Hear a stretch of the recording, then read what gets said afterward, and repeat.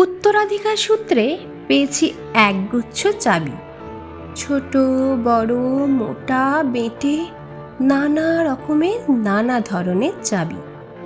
মা বললেন, যত্ন করে তুলে রেখে দে।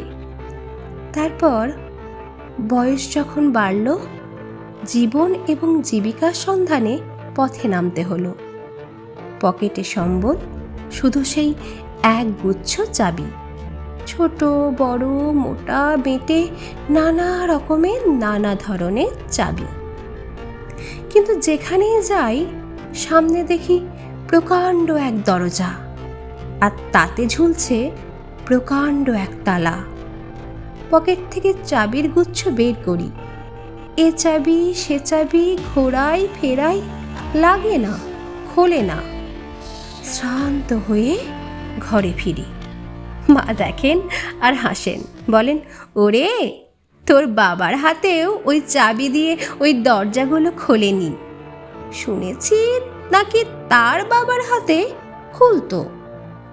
আসল কথা কি জানিস? এসব চাবি হলো সততার, সত্যের, যুক্তির, নিষ্ঠার। এসব দরজাগুলো খোলে না। তবুও তুই ফেলে দিস না। তুই যখন চলে যাবি, তোর সন্তানদের হাতে দিয়ে যাস এইসব চাবির গুচ্ছ। হয়তো তাদের হাতে, হয়তো কেন, নিশ্চয়ই তাদের হাতে একদিন ওই সব সততার, সত্যের, যুক্তির, নিষ্ঠার চাবি দিয়ে জীবনের বন্ধ দরজাগুলো খুলে যাবে, খুলে যাবেই যাবে।